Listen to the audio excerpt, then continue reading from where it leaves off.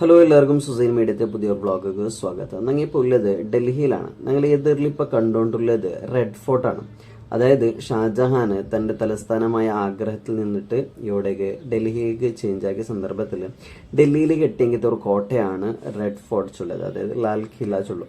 അതിൽ പല പേര് കിലായെ മുബാറക് ട്ടാണ് പേര്. ഇത് ഏകദേശം 1630 ഒലിമ്പരെ പിടിച്ചിട്ട് 1648, അതായത് ഒലിമ്പ് വർഷം കൊണ്ട് കെട്ടിയ ഒരു കോട്ടയാണ് ഈ റെഡ് ഫോർട്ട് ചൊല്ലത്. അതായത് റെഡ് സാൻഡ്സ്റ്റോൺ ആണ് കൊണ്ടിട്ടാണ് ആ ഒരു കോട്ട എന്താക്കിയത് കെട്ടിയത് ട്ടാണ്. അപ്പോൾ ഇതായിട്ട് ഏറ്റവും വലിയ ആ ഒരു കോട്ട ചൊല്ലത് ഇത് കെട്ടിയത് ഇല്ലെങ്കിൽ ഇതിൽ വാസ്തു ശില്പി ചൊല്ലത് ഉസ്താദ് അഹമ്മദ് ലാഹോരിയാണ്. ഏതായാലും ഞങ്ങൾ അവിടെ നിന്നിട്ട് ഞങ്ങൾ ഇപ്പോൾ എത്തിയത് ഇന്ത്യയിൽ വെച്ചിട്ട് ഏറ്റവും വലിയ ഒരു പള്ളിയായെങ്കിൽ, അതായത് മുഗൾ സാമ്രാജ്യത്തിൽ നോക്കണമെങ്കിൽ ഏറ്റവും വലിയ ഒരു നിർമ്മിതി ആയെങ്കിൽ ഡൽഹി ജമാ മസ്ജിദ് ആണ് ഞങ്ങൾ ഇപ്പോൾ എത്തിയിട്ടുള്ളത്. ഈ കണ്ടതാണ് ഡൽഹി ജമാ മസ്ജിദിലുള്ള ഒരു ഗേറ്റ്. അപ്പോൾ ഒരുപാട് ചരിത്രം ഉള്ളെങ്കിയതും അതുപോലെ ഒരുപാട് വലിയൊരു നിർമ്മിതിയായിട്ട് ഈ ഒരു ഡൽഹി ജമാ മസ്ജിദ് ഉള്ളത്. ഇത് കെട്ടുകു തുടങ്ങിയത് ഏകദേശം 1650 പിടിച്ചിട്ട് 1656, അതായത് 6 വർഷം കൊണ്ടുവിട്ട് കെട്ടിയ ഒരു പള്ളിയായിട്ട് ഈ ഒരു ഡൽഹി ജമാ മസ്ജിദ് ചൊല്ലത്. എന്നാൽ ഈ ഒരു പള്ളിയുടെ ഫസ്റ്റത്തെ പേര് ചൊല്ലത് മസ്ജിദ് ജഹാനുമ ട്ടാണ് പേര്, അതായത് പേർഷ്യയിലാണ് ഈ ഒരു പേരുള്ളത്. അതായത് ലോകത്തെ പ്രതിഫലിപ്പിക്കുന്ന പള്ളിയുണ്ട്, അതായത് എല്ലാവരും നോക്കുടെങ്കിലത്തെ ഒരു പള്ളി എന്നുള്ള പേരായിട്ട് ഇരിക്കുന്നത്. പിന്നീടാണ് ജാമ മസ്ജിദ് ചുന്തുള്ള പേര് വെച്ചത്. അപ്പോ ഈ ഒരു പള്ളിക്ക് ഒരുപാട് വലിയ ഒരു ചരിത്രമേ നമുക്ക് നോക്കുക സാധ്യമുണ്ട്. അതായത് ചെറിയൊരു കണ്ട പോലത്തെ ഒരു പള്ളിയൊന്നുമല്ല, ഒരുപാട് ചരിത്രം ഉള്ളെങ്കിലത്തെ വലിയൊരു പള്ളിയും കൂടിയായിട്ട് ഈ ഒരു പള്ളിക്ക് ഉള്ളത്. അതായത് ഇതിലെ ആർക്കിടെക്ചർ ആയെങ്കിലും ഇതിലെ എഞ്ചിനീയറിംഗിലെ വിഷയമാണെങ്കിലും അതേപോലെ പള്ളി നിർമ്മാണത്തിക്ക് ബന്ധത്തെ കഷ്ടപ്പാടും ഇതിൽ ഭയങ്കര നമ്മൾ ചരിത്രത്തിൽ നോക്കേണ്ട ഒരു വലിയൊരു കാര്യമായിട്ട്. എന്നാൽ ഒരു പ്രത്യേകമായി പിന്നൊരു കാര്യമുണ്ട്. ഞങ്ങൾക്ക് ഈ ഒരു പള്ളിയിൽ നിന്നിട്ട്, അതായത് ഞങ്ങളിപ്പോൾ എൻട്രൻസ് ഇപ്പോൾ പത്തി വന്നല്ലേ, ഈ പത്തി വന്നിട്ട് ഈ ഒരു ഭാഗത്തിലായിട്ട് ഞങ്ങൾ പോയെങ്കിൽ ചെറിയൊരു ഒരു റൂം ഞങ്ങൾക്ക് കാണും. അതായത് ദാറുസ്സലാമിൻ്റാണ് ആ ഒരു ജാഗി കഴിഞ്ഞത്തെ പേര്. എന്താണ് ഈ ഒരു ഈ ഒരു ജാഗിയുള്ള പ്രത്യേകത ചൊന്നിട്ടുണ്ടെങ്കിൽ, ഇവിടെയാണ് ഹബീബിന റസൂലുള്ളാഹി സ്വല്ലല്ലാഹു അലൈഹി വസല്ലമ തങ്ങളെ പരിശുദ്ധമായ ഷാരെ മുബാറക്ക്, അതേപോലെ നബി സല്ലല്ലാഹു അലൈഹി വസല്ലം കാലിലെ പാദം, അതേപോലെ പാദത്തെ ഉറച്ച്, അതേപോലെ ഖുർആൻ, അതേ ബഹുമാനപ്പെട്ട അലി റളിയല്ലാഹു അൻഹു ഹുസൈൻ റളിയല്ലാഹു അൻഹു എഴുതിയ ഖുർആൻ ഈ ഒരു ജാഗയിലാണ് ഉള്ളത്. ഇതിൽ ഉൾഗാണ് ബഹുമാനപ്പെട്ട ഹബീബിന റസൂലുള്ളാഹി സ്വല്ലല്ലാഹു അലൈഹി വസല്ലമ തങ്ങൾ ആ ഒരു ഷാര മുബാറക്കും കാര്യമുള്ളത്. ഇത് ഇവിടേക്ക് എത്തുവാട്ടിയത് ഷാജഹാന്റെ കാലഘട്ടത്തിലാണ്. അതായത് ഈ ഒരു പള്ളി ഉദ്ഘാടന ആക്കുക ബന്ധത്തെ അതായത് ഷാഹി ഇമാമാണ് ഇവിടെ എന്താക്കിയത് ആ ഒരു പരിശുദ്ധമായ നാല് മുബാറക്കും ഷാര മുബാറക്കും അതേപോലെ ആ ഒരു ഖുർആൻ എഴുതിയെങ്കിത്തെ ഖുർആനും ഉടകെടുത്ത ബന്ധത്തിട്ടാണ് ചരിത്രകാരന്മാർ ചൊല്ലത്. എന്നാൽ അതാണ് ഇവിടുത്തെ ചരിത്രം. പിന്നെ ഈ നമ്മൾ പള്ളിക്ക് പോകേണ്ട സന്ദർഭത്തിൽ ഇപ്പം ഞങ്ങൾ ഒരു ഹൗല് കാണും പോയിട്ടുള്ളത്. ഇവിടെ ഉള്ളോട് കെട്ടിയത് ഏറ്റവും വലിയ ഒരു അടിപൊളി നിർമ്മിതിയായിട്ട് ഹൗല്. ഇവിടെ ഒരു പ്രത്യേകമായ ഒരു കാര്യമുണ്ട് ഈ ഒരു ഹൗലുടെ മുട്ട. അതായത് ഒരു നാള് ഷാജഹാൻ ഉറങ്ങേണ്ട സന്ദർഭത്തിൽ ഹബീബിന റസൂലുള്ളാഹി സ്വല്ലല്ലാഹു അലൈഹി വസല്ലമ തങ്ങൾ കിനാവിൽ കണ്ടിട്ട് ഈ ഒരു ഹൗലുടെ മുട്ട, അതായത് അവിടെ ആൾമാരില്ലേ, ഈ ഒരു കെട്ട് കണ്ടില്ല, ഈ ഒരു കെട്ടിലവിടെ ഈ ഒരു ഭാഗത്തിൽ ഹബീബിന റസൂലുള്ളാഹി സ്വല്ലല്ലാഹു അലൈഹി വസല്ലമ തങ്ങൾ തേക്കുകയും ഒന്നെടുക്കുകയും കണ്ടെങ്കിൽ ഒരു കിനാവാണ് കണ്ടത്. അങ്ങനെ ഷാജഹാൻ എഞ്ചി വന്നിട്ട് ഈ ഒരു ജാഗയിൽ നോക്കും ഒരാൾ ഒന്നെടുത്ത് പോയെങ്കിൽ ആ ഒരു രൂപം കാര്യം ഇവിടെ കണ്ടു. അപ്പം ഷാജഹാൻ എന്താക്കിയത് ആ ഒരു ജാഗയിൽ എന്താക്കിയത് ഒരു കെട്ടിയിട്ട് അങ്ങനെയാണ് ഇപ്പം അത് ഡ്രില്ലിട്ടിട്ടല്ല വെച്ചത്. അതായത് ഹബീബിന റസൂലുള്ളാഹി സ്വല്ലല്ലാഹു അലൈഹി വസല്ലമ തങ്ങൾ ഉള്ളു എടുത്ത ഒരു ജാഗയായിട്ടാണ് ചൊല്ലത്. അതാണ് അതുക്കുള്ള ഒരു പ്രത്യേകത. ഇനി ഈ ഒരു പള്ളിക്കെട്ടുള്ള ഒരു പ്രത്യേകത എന്താ വെച്ചിട്ടുണ്ടെങ്കിൽ, ഒരു നാൾ ഷാജഹാൻ എന്താക്കുന്നതാണ് ഓർക്കിനാവ് കണ്ടതാണ് ഒരു ഏറ്റവും പ്രതാപമായിട്ടുണ്ടെങ്കിൽ ഒരു പള്ളി കെട്ടരുത്. എങ്ങനത്തെ പള്ളി ചെന്നെങ്കിൽ ഈ ഒരു പള്ളിയുടെ രൂപമാണ് കിനാവിൽ കണ്ടത്. അപ്പോൾ പിറ്റേണ്ട് എഞ്ചിനീയർമാരെ എല്ലാവരെ വിളിച്ചിട്ട് ചൊല്ലും നാവൊരു കിനാവ് കണ്ട് എനിക്ക് ആ ഒരു രൂപത്തിലുള്ളൊരു പള്ളിനൊക്കെ കെട്ടണം. അപ്പം നിങ്ങൾ എല്ലാവരും എന്താക്കണം ആ ഒരു രൂപനക്ക് എഴുതി തരണുണ്ടാണ് ഇല്ലെങ്കിൽ കാട്ടി തരണുണ്ടാണ് ചൊല്ലത്. അങ്ങനെ ഓരോരോ എഞ്ചിനീയർമാർ ഓരോരോ രൂപ എന്താക്കാറ് കാട്ടിയിട്ട് കൊടുക്കാറ്. പക്ഷെ ഇതൊന്നും ആർക്ക് ഇഷ്ടപ്പെടില്ല, ഷാജഹാനക്ക് ഇഷ്ടപ്പെടില്ല.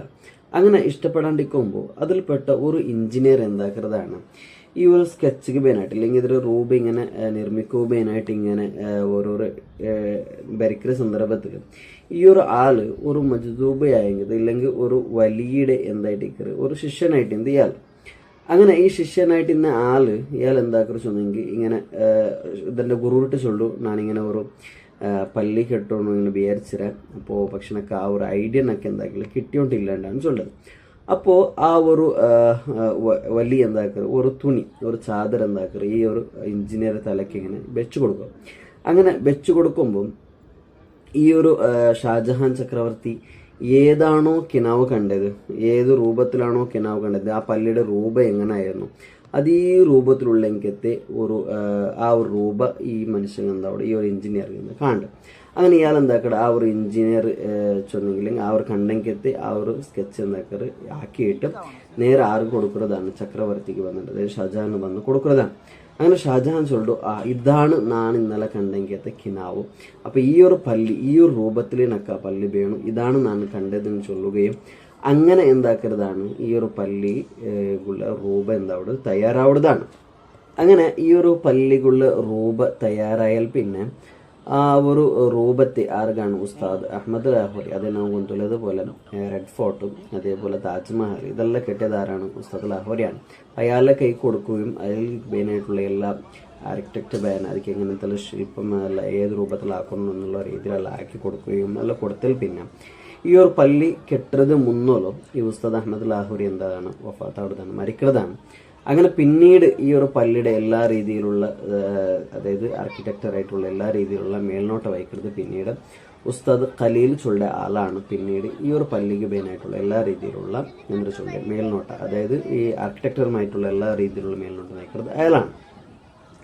ഇനി ഇതിൽ പിന്നൊരു ചരിത്രം ചൊല്ലത് കണ്ടെങ്കിൽ ഈ ഒരു ജാഗ എവിടെ ആവണോ ചൊല്ലതാണ്. അപ്പോൾ ഷാജഹാൻ ചൊല്ലത് ഈ ഒരു ജാഗ ചൊല്ലത് ഈ നാണിക്കണക്കിയത് റെഡ് ഫോർട്ട് ഇല്ല, ഈ റെഡ് ഫോർട്ടിനേക്കാളും ഏറ്റവും വലിയ ഒരു ജാഗയിൽ എന്താണ് ഉണ്ടാവുന്നുണ്ടാണ്. അത് നാദിക്കണക്കത്തെ സിംഹാസനത്തെക്കാളും വലിയായിട്ട് വേണം ഈ ഒരു പള്ളി നിക്കണായ ജാഗയാണ്.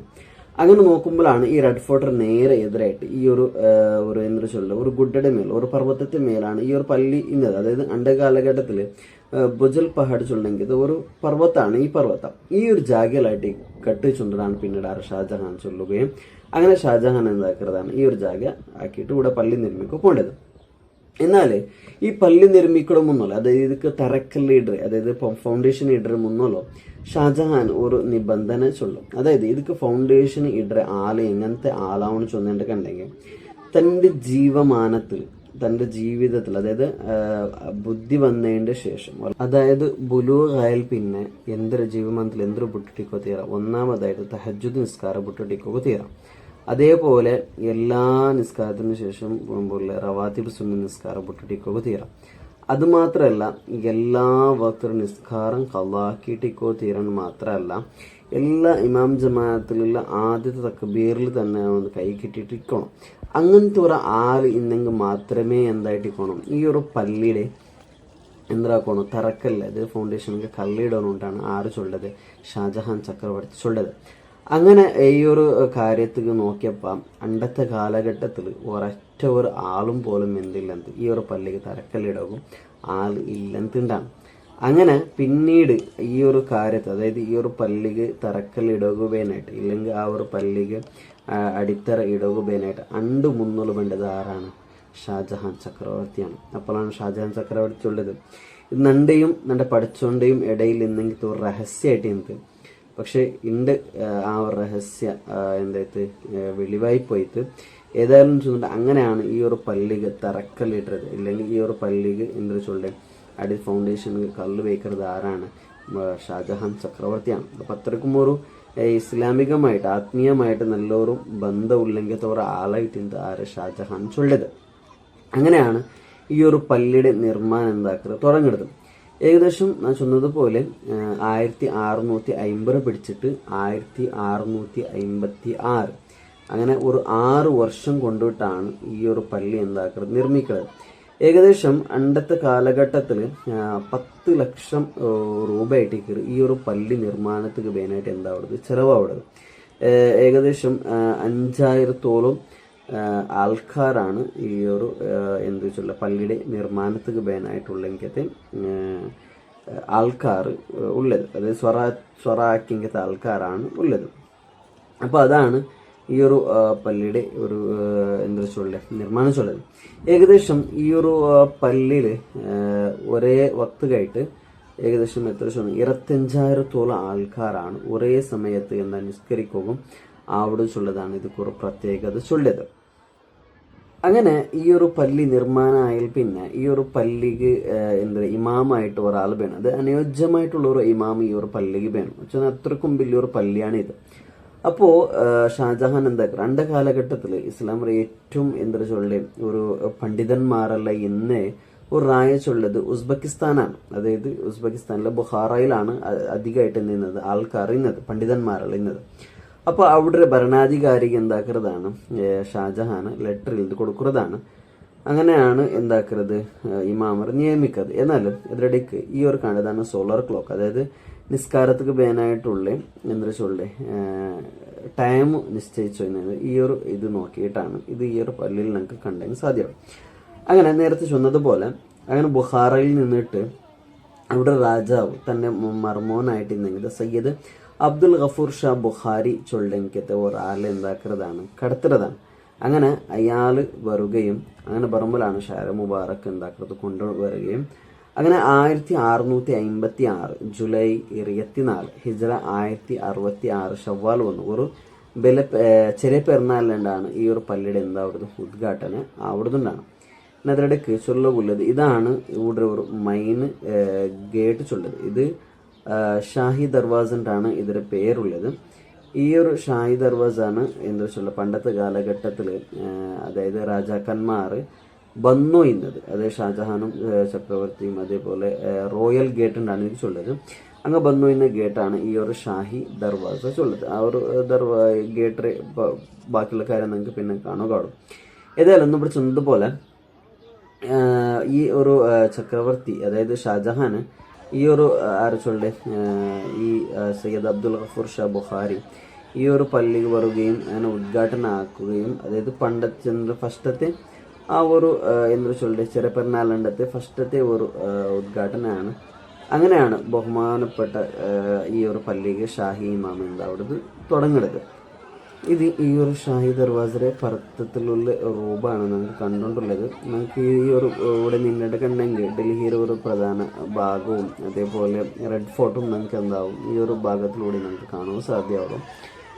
ഈ കണ്ടില്ലേ, ഇതാണ് ഈ ഒരു ഇന്ദ്രചൂളിൻ്റെ ഷാഹി ദർവാസ. നമ്മൾ ഫത്തേപൂർ സിറ്റിയിലുണ്ടെങ്കിൽ ആ ഒരു ഇന്ദ്രചൂളിലെ ഗേറ്റ് അതേ രൂപത്തിലാണ് ഈ ഒരു ഗേറ്റ് നിർമ്മാണം ഉള്ളത്. അതായത് പണ്ട് കാലഘട്ടത്തിൽ രാജാക്കന്മാർ വന്നു എന്നെങ്കിൽ ഒരു ഗേറ്റാണ് ഈ ഒരു ഷാഹി ദർവാസ ചൊല്ലത്.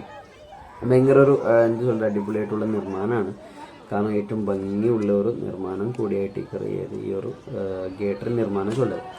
എന്നാൽ പിന്നെ ഒരു ചരിത്ര ഭാഗം ബണ്ടൻ കണ്ടെങ്കിൽ അങ്ങനെ പള്ളിയിൽ അതായത് ഞാൻ പഠിച്ചു വന്നതുപോലെ ഈ ബഹുമാനപ്പെട്ട നേരത്തെ പോലെ സയ്യിദ് അബ്ദുൽ ഗഫൂർ ഷാ ബുഖാരി ആ പള്ളി നിസ്കാരം ഉദ്ഘാടനം ആക്കിയാൽ പിന്നെ ഈ ഷാജഹാൻ എന്താക്കുന്നതാണ് രാജകീയമായിട്ടുള്ള എനിക്ക് ഒരു വസ്ത്രം ഒരു ഡ്രസ്സ് എന്താക്കുന്നതാണ് ഈ ബഹുമാനപ്പെട്ട ഗഫൂർ ഷാ ബുഖാരിക്ക് ഇടുകയും എന്നിട്ടാണ് ഷാഹി ഇമാം അതായത് റോയൽ ഇമാം എന്നുള്ള രീതിയിലുള്ള ഒരു പട്ട കൊടുക്കുകയും അങ്ങനെയാണ് ഷാഹി ഇമാം ചൊല്ല വിഷയം വന്നത്.